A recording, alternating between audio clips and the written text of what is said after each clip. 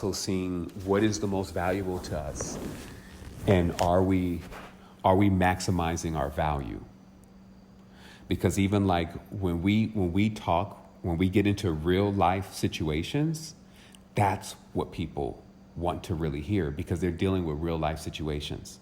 So they either can choose to keep doing the same process, or they get educated on how to do something different every time you're going through an experience that you did not expect in 2022, right? Because we're constantly seeing patterns where people are not able to hold up on their end of the deal, basically. Their foundation is so cracked and crumbling that it's kind of like a person drowning. They're willing to pull you under too, to try to save their own life, when you were trying to explain to them, hey, don't go out that far, right? And so, again, the extremes to this are going to be, every time you experience a situation, to shell up. As I said, like, I've seen a lot of different people in the world, and I've seen people living in almost like rat holes. They're so terrified of what's going on in the reality because something even happened to them as a child.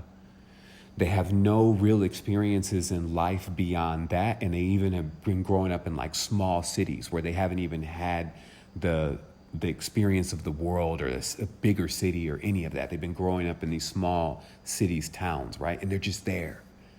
And the whole house and their life and their vibration and their frequency and everything it's already like destined for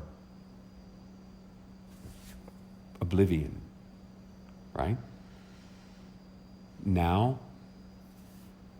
you have your life where you're conscious enough to even view your own self, see everything that's going on around you, see these patterns, but notice that the most important thing is still your energy. That's even going to be until death and beyond death. Like, are you afraid of what's happening? Or are you ready? Right? Like that energy. Are you ready? Are you standing in this because you are so powerful and you are so mighty? Like I said, somebody in your mind that has done something that you feel like you don't like, they're getting free real estate in your mind if you're even thinking about them. Somebody that you even get so mad that you even want to kill the person, you will risk your whole life because you're going to jail. Like, few people get away with murder these days. You're going to go to jail for the rest of your life for this person that you hate. You're going to give them the rest of your life. How much sense does that make? It makes none. So for a person to have any of my energy because they supposedly did something wrong, that's what they won't get. Because of the ultimate truth, which is that our protection, our ancestors can only see us, and they can only protect us when we are in their vibration. And if we choose to come into these lower distorted vibratory frequencies, which is say distorted, because there's nothing wrong with low frequencies, with their base, we use them, plants grow in them. But distortion, if we choose to come into distortion, it blurs your field. It's like noise. You even feel it inside of your mind. You're sitting there trying to figure out if the person's even right in the things that they're doing. You may even stretch out to that, like, did I do something to them? And is it just me? Am I my bad luck? And you just can go on this infinite of the wrong direction. When truthfully now in 2022, as I said, what this is really about is it's about knowing exactly, so where's the middle ground in this? If I can't cut myself off from everybody and then ball up like a rat, and I also can't go full-blown into the reality and just get totally crunched up by it, like lose all my morals and be like them, selfies and all of this meaningless, and just get wrapped in that and have no time to really create what I am, no time to really even love the things that I would love, what I prefer, not what everybody else prefers. Because sometimes you can get caught up and, now you're only doing the things that everybody else prefers. Like, hey, go do this, stand on your head. And then you start looking at your life and you realize that your life is not really a life. It's a program, a character. And especially when, we passed out the book on the characters. The first time I even read something that told me about 70% of how I act, I was startled for a moment, because I said, man, there is really something that already is predicting how I'm going to be? Wait a minute. That means that all this is already written. So what's going to ultimately happen to me? That's already written. And I only found comfort in realizing that you can get beyond what is written, right? Beyond all these prophecies and all this kind of stuff, that you can get beyond that. But you need to go through this, right? Like, we're going through something to get somewhere. We're not going to get buried again. That was the first process. We get buried in the netherworld deep, because even the greatest trees that you're seeing on earth, those are our ancestors. So as I said, the big trees, you got to plant them real deep, because they're not going to get uprooted like the rest of these trees. And so we've been planted super deep, coming up through the netherworld of all of the real bullshit that is going on with the beings that live in and inhabit those spaces. And as we've been gliding through that, now we're really in this face of ourselves. There's like this clarity where it's like, either you create and you go and you do what you are, or you will focus too much on all of the immense level of distraction, because I said it, we're all connected. We're all in the same field. And quadrant 4B of the Taurus, it's a joke, but there's a whole quadrant of the Taurus right now that is blinking red with fear and loss. And it's sending that signal throughout the entire framework. And we need to be in with our great mother and our great fathers. And we need to be in that foundation and that security, right? Which is a way of being. It's a feeling. And it's like all of what we've been doing, all of what we've been learning, it's been for that. It's been to be able to do that, because you will see the benefits. And that's what I said, March the 22nd, we're on course.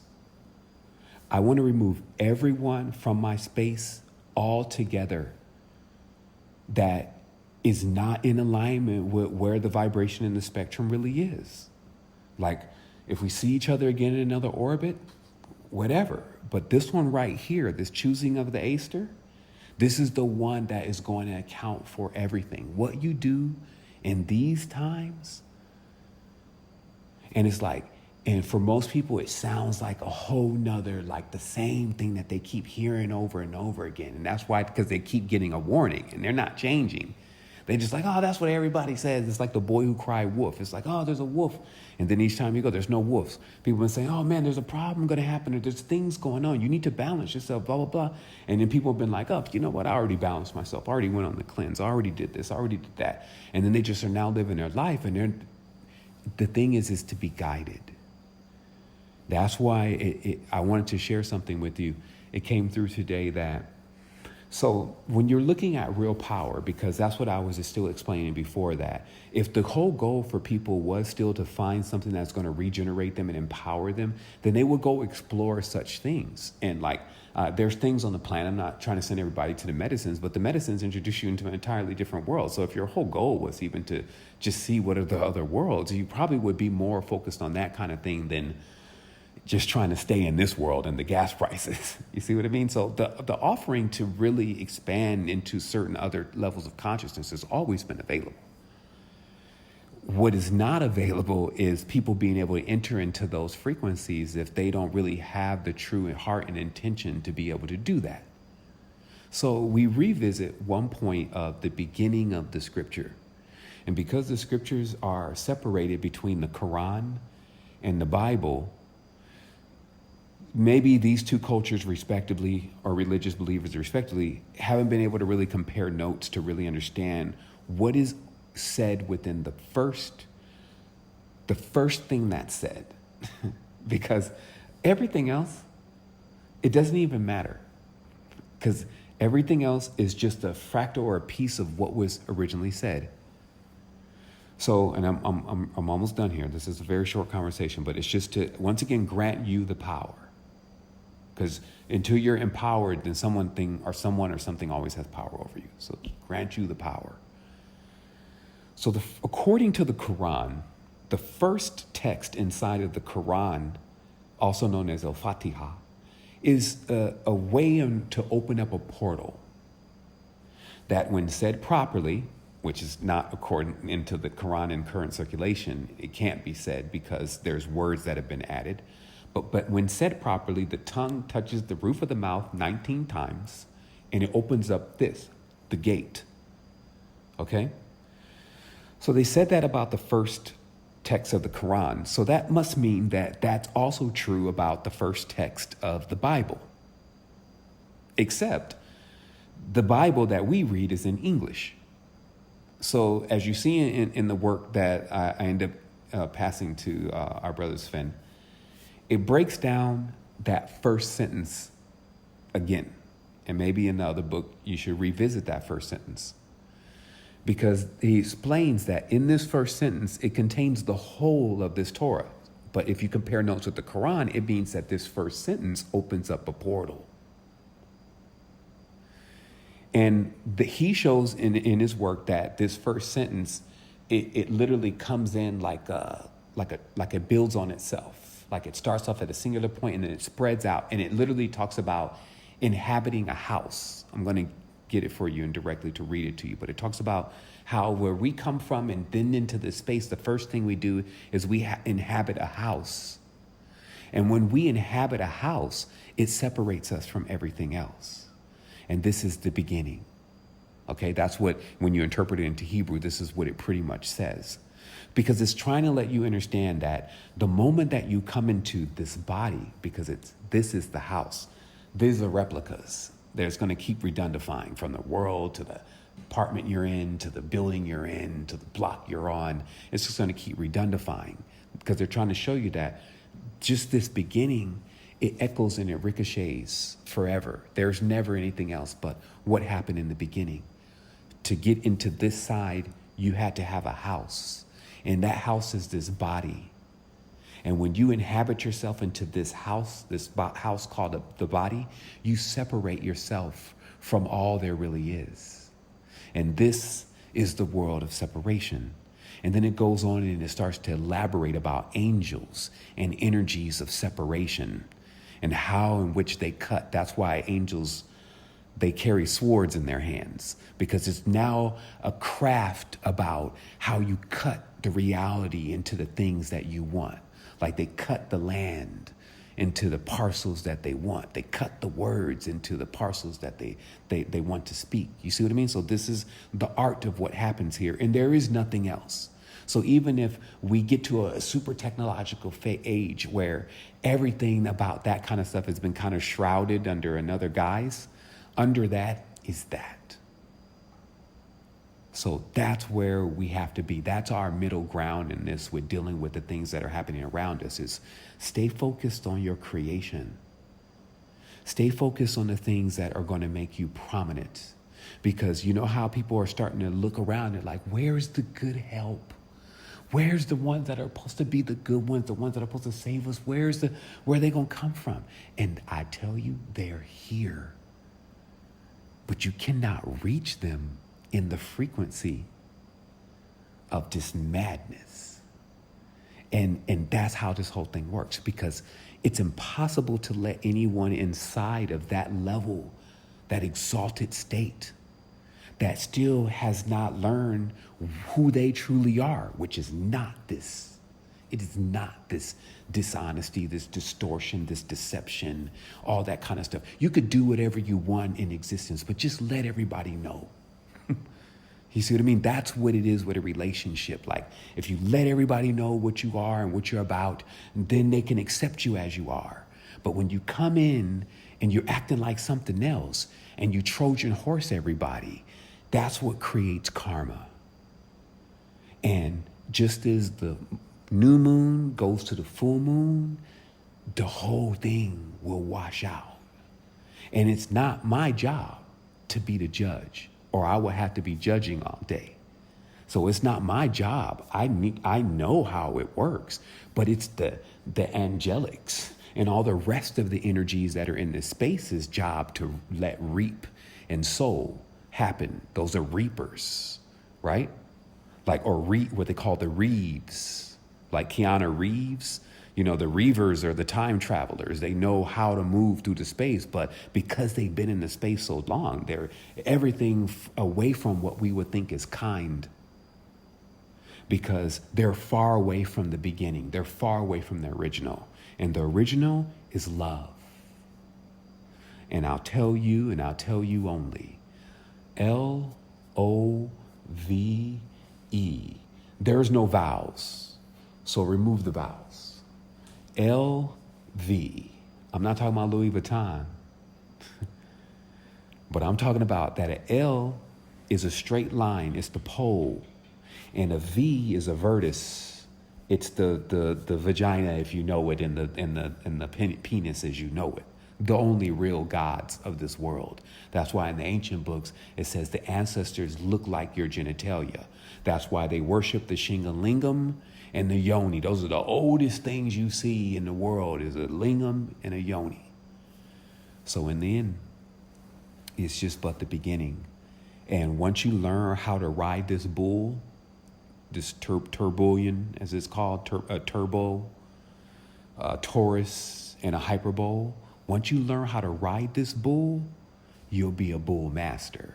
And it takes you to be a bull master to get to the next stage, because you need to learn how to handle power. You need to know how to let that bull take you to where it wants. That's like the symbol of Wall Street. People got rich and solidified their future for that and their kids' futures by understanding how to ride that bull. And what that whole thing is about, they tell you on the most basic level, is about emotions. It's about the person who does not move when things are happening. Like everybody's excited, buy, they're selling. Get mad, they're happy. You see, they always are going to serve back the opposite of what's happening, because they know they need to keep balance. And see, some of them do this because they've been trained to do this, and they don't necessarily know what they're doing. So get that. Like, of course, you're going to get deep level of training courses where they're going to train their own in an altered way how exactly to behave and perform like this, so that they can have more of their own on the top. But then you would get that phenomenon where a person knows how to do certain things or can do certain things, but doesn't even know how they're really doing it. They haven't made that connection. And so just stay true in all of this to yourself. And, that's the only advice that I can really give at this stage for what is to come. And let us honor, these times that we have this static moved out of our space. Right? And it's like all of that stuff. It's like even all of these people and the drinking and all these kind of things that are going on, and the debaucheries, and what I mean? I'm not benefiting from any of that. So why am I carrying the karmas and shit? If anything, just giving my stuff. You know what I mean? Giving what belongs to me. And I'll take what belongs to me, and I'll keep creating, because I'm an original. That's why when they say on the old song, I'm a lover, not a fighter. There's a deep code in that. That's like, a lot of folks remember that song. I think it was, who was it? Michael Jackson. Somebody said, I'm a lover, not a fighter. Because really, that's all you can either be, is one or another. And a fighter, that's phi, right? That's the pentagram. Love, I just told you what love is. It's a Taurus. So you either choose, you're going to be this fighter, this wicked world, if you may, the Wiccans, as they call them. Or you're going to come into the original shape and be this Taurus and just elevate yourself over all of that. Like the halo is a Taurus on the top of the angel's head. Why is it up there? Why wouldn't it be around his neck, on his feet, a bracelet? Because it's significant to show you the Taurus is higher than the angels. See, so that's what I'm saying about symbolism. People are like, oh, they see the halo. Oh, angels have halos. No. It's a symbolism. It's to show you that the Taurus is on higher than the angels, but the angels are the ones who run this world with their swords, which are their words. And what people say, it doesn't match what they do. And when you can match, that's the left and the right hemisphere of the brain. When you can match what you say with what you do, Now you're on one accord. And this is the lessons that I'm learning, right? Because that's the level of mastery. That's why I say when people are in their dreams, they can't make sense of their dreams because the two sides of their brain are in conflict. What they're saying is not what they're doing in real life. But to master the dream, you would need to do that. You need to make sure that what you're saying is what you're doing. So if you say, well, I'm about high levels of spiritual power, well, that meant that you don't get drained, right? Because if you're saying you're about high levels of spiritual power, but you get drained, something's in conflict there. So that's why the world becomes the test to what the consciousness can conceive. The consciousness says, I am this. The world says, show me. And there's being stationed all around this, energy stationed all around this, guiding this. There's no time. So we're not actually getting older and all this kind of thing. We're in this process that's testing us, right? That's what's happening. Why do you know that? Because people can't still answer where nothing comes from. How did we get here? How did this all start? Something so complex. I'm sitting here talking to you and you're comprehending what I'm saying. How the hell did we start? What kind of power is that? It's beyond all of what people are doing. If you see people doing distorted things and you know they're decaying with it, they definitely in the direction of what started things. Let's head in that direction. And that's what I have to say. Like, that's what I feel about all this. I feel calm. You see what I mean? Like, I feel like, okay, you're getting it. Thank you for passing the test. Now, please keep sharing that energy with others so they can pass the test so we can get to our people too, because there are big, higher beings. Like I told you, the being said, we don't want to go into humans anymore. We go into humans, they put us in the lower frequencies. We get trapped in the lower frequencies. Okay, you can see that. Build something for us that we can inhabit and keep it around you, and we'll be there. Send them also into different parts of the world so we can put up an organic grid, because while you may be thinking there's just a war going on in your world, right? And that there's just a virus spreading around your world. But you need to know, just like I showed you in DMT, that world is where it's all happening from. And when it shows you what it all is, it looks totally different than watching it on TV, right? And so, or even like experiencing it in your body, I'm sick, but not what sick really is in the real world, the Taurus world, that entity, right? And how to deal with that entity, right? And the thing is, it's very basic though. To be able to deal with those kind of forces, you need to be on high vibration. Like you can't, do you think we're going to make swords and spells and shit? No. All we need to do is just be on high vibration. And then the more high vibration we keep pushing out, it vanquishes this shit. It vanquishes these foes. You see what I mean? So that's what's got to happen. And that's why we're going through this process together. And this is why we're learning all this. And this is why they set it up perfect. Your life is perfect, except for what you want. Not necessarily what you need, but what you want. What you want is the things that may not necessarily be perfect. I want everybody to treat me this way. I want things. So your wants may not be on point, but look at your needs are being supplied. You're getting the knowledge. You have somebody that does love you and care for you. Even if it's only one person that loves and cares for you, it's better than having 5,000 of them. Because if it's 5,000, that's not love. You can't love 5,000 people.